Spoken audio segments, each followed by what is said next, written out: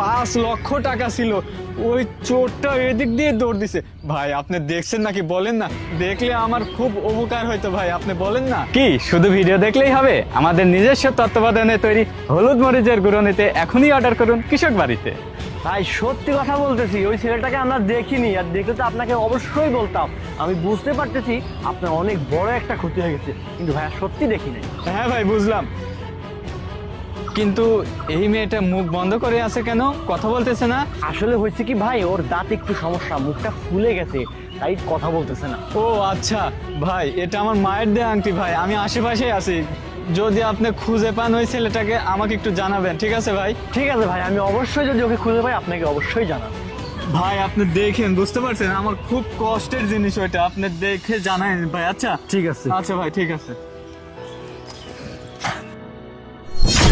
এই বেয়াদব সভ্য কোথাকার! এই তুই এই পচা টমেটো আমার মুখের মধ্যে কেন ঢুকিয়েছিস?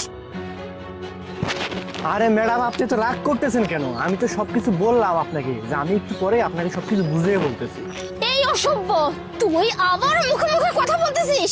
না জানি ওই নোংরা টমেটো মানুষ হাত দিয়ে নাড়ছে।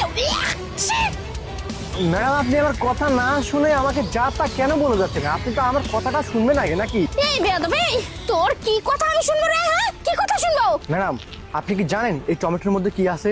এই বেয়াদব, এই তুই কি বলতেছিস? টমেটোর মধ্যে আবার কি থাকে? টমেটোর মধ্যে তো বীজ থাকে, তাছাড়া আর কি থাকে? আচ্ছা ঠিক আছে, আমি আপনাকে দেখাচ্ছি।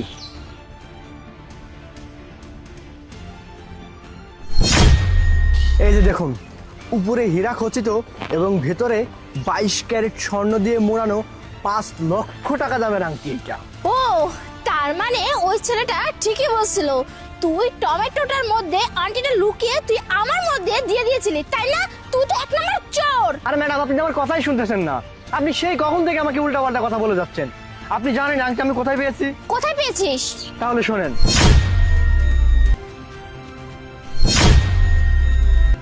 আরে হ্যাঁ হ্যাঁ, আসতেছি। আরে উপরে হীরা দেয়া ভিতরে স্বর্ণ দিয়ে মুড়ানো, এটা তো মিনিমাম 4 লক্ষ টাকা হবেই। এবার বুঝতে পারছেন? এই নিন আপনার আংটি। আসলে আই এম সরি ভাইয়া, আসলে না বুঝে না জেনে তোমাকে অনেকগুলো কথা বলে ফেলছি। আসলে আমি জানতাম না, আমার কাছে না এই জিনিসটা অনেক দামি, আর আমি না বুঝে তোমাকে এতগুলো কথা বলে ফেলছি। আই এম সরি, কিছু মনে করো না। আচ্ছা ঠিক আছে, এরপর থেকে আংটিটা সাবধানে রাখবেন, আর মানুষের সম্পর্কে না জেনে না বুঝে কাউকে এভাবে গালিগালাজ করবেন না, বুঝতে পারছেন? আচ্ছা ঠিক আছে। ঠিক আছে, যান।